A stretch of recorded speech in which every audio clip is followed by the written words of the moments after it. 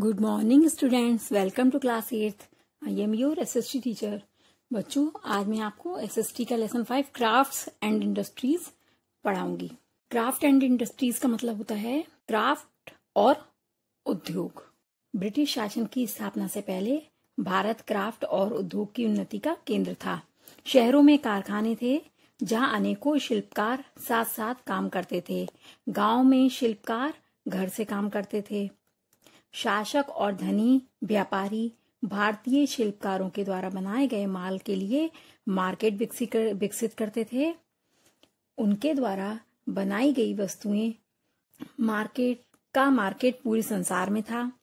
भारत से निर्यात के महत्व से अधिक भारत में आयात का महत्व था। यहाँ पर निश्चित केंद्र थे जहाँ पर विभिन्न क्राफ्ट शिल्पकार पीढ़ी दर पीढ़ी थे। कुछ मुख्य केंद्र जैसे Dhaka, broach, Madurai, muslin, calico कपड़ा बनाने में विशेषज्ञ थे। नंबर 2 है सूरत, मसूलीपट्टनम और विशाखापट्टनम शिप बनाने के लिए प्रसिद्ध थे।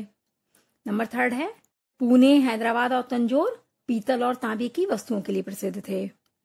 धातु कार्य सोने और चांदी के आभूषण बनाना, कारपेंट्री यानी लकड़ी का काम करना, मिस्त्री वर्क, वीविंग यानी कपड़ा बुनना, सिलाई, स्टोन वर्क इत्यादि भी उन्नति के विभिन्न केंद्र थे। क्राफ्ट सबसे अधिक अपनी सहकारी संस्था द्वारा अच्छी तरह संगठित किए जाते थे। अब है इंडियन टेक्सटाइल इंडस्ट्री यानी कि भारतीय टेक्सटाइल उद्योग। ब्रिटिश काल के प्रारंभ में इंडिया कॉटन, वूल और सिल्क के कपड़ों के निर्माण में प्रमुख था। उच्च कोटि के टेक्सटाइल जैसे सेलिकस, मसलिन, डाई करे हुए, छपे हुए, बुने हुए कपड़े जो थे संपूर्ण संसार में बहुत लोकप्रिय थे। टेक्सटाइल इंडस्ट्री के मुख्य सेंटर थे। नंबर 1 है मुर्शिदाबाद और ढाका पूर्व में, पटन, अहमदाबाद और सूरत पश्चिम में, लखनऊ, जयपुर और बनारस उत्तर में, मसूलीपट्टनम और मद्रास दक्षिण में। अब है डी इंडस्ट्रियलाइजेशन। डी इंडस्ट्रियलाइजेशन क्या होता है? डी इंडस्ट्रियलाइजेशन का मीनिंग होता है विउद्योगीकरण। यानी विउद्योगीकरण का अर्थ है किसी देश या क्षेत्र में औद्योगिक क्रियाकलापों का क्रमशः कम होना या उनका पतन होना। यह औद्योगिकरण की उल्टी यानी अपोजिट प्रक्रिया है। विउद्योगीकरण में विशेषता भारी उद्योगों में कमी आती है। विउद्योगीकरण उद्योगों के द्वारा इनकम उत्पन्न करने का एक प्रोसेस होता है और बड़ी संख्या में लोग उद्योगों पर निर्भर करते थे।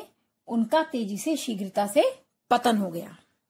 ब्रिटिश शासन के समय में भारतीय टेक्सटाइल के वर्कर्स का लगातार पतन होता गया क्योंकि कंपनी के एजेंट कच्चे माल की सप्लाई और तैयार माल का मार्केट दोनों चीजों को कंट्रोल करते थे। वे स्पिनर्स और वीवर्स को हाई रेट पर कच्चा माल खरीदने और लो प्राइस पर तैयार माल बेचने के लिए बाध्य कर देते थे।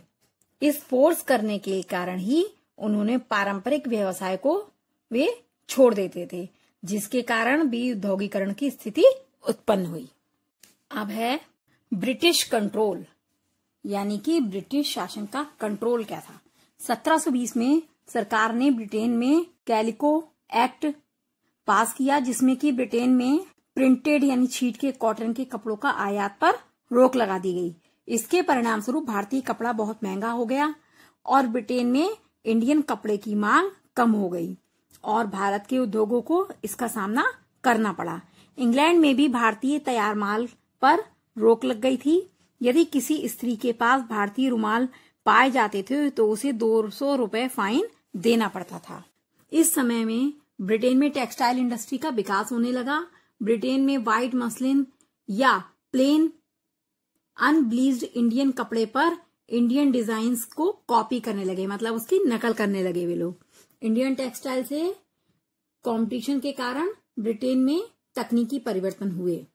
अब है condition of textile producer in India यानी कि टेक्सटाइल उत्पादन में इंडिया में क्या क्या शर्तें थी। ब्रिटेन में कॉटन इंडस्ट्रीज का विकास ने इंडिया में टेक्सटाइल प्रोड्यूसर्स को अनेक तरीकों से प्रभावित किया।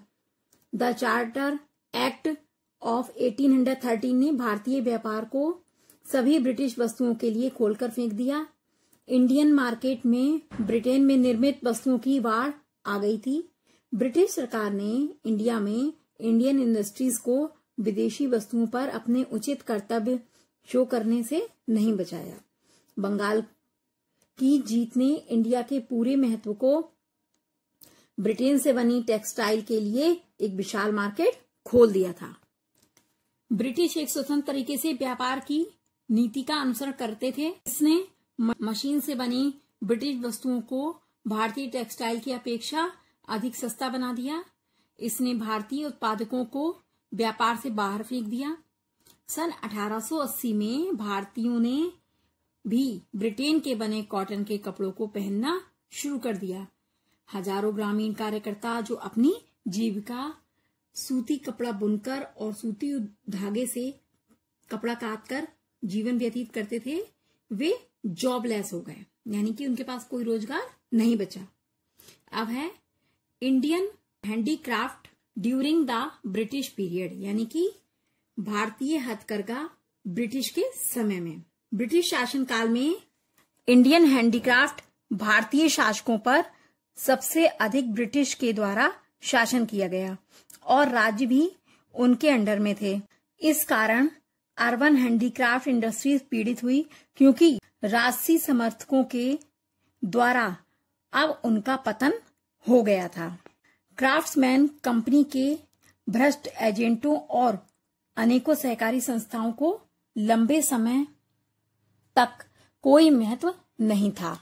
अब है कॉजेज फॉर द डिक्लाइन, यानी कि पतन का कारण। पतन के कारण यहाँ पर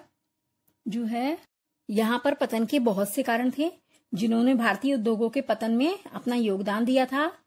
उनके पतन के निम्नलिखित कारण हैं।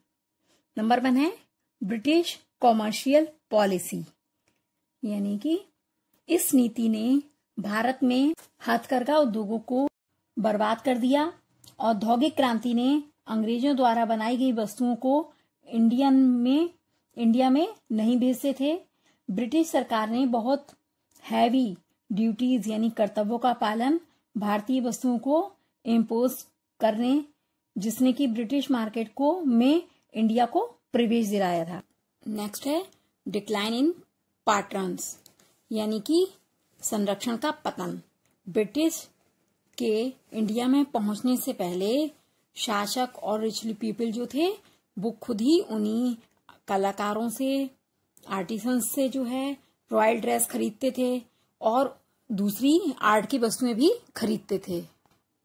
वे उनसे हाथ से बनी हुई सभी वस्तुएं, कलाकृतियां आदि जिनमें की गई थी वो सब वस्तुएं खरीद लेते थे।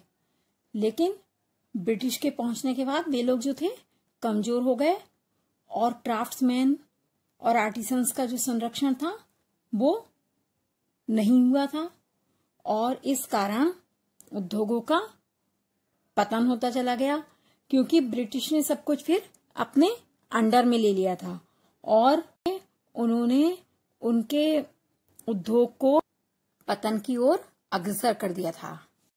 बच्चों, अभी आपको मैंने एसएसटी का लेसन 5 आधा एक्सप्लेन किया है। नेक्स्ट क्लास में मैं आपको नेक्स्ट आधा एक्सप्लेन करूंगी।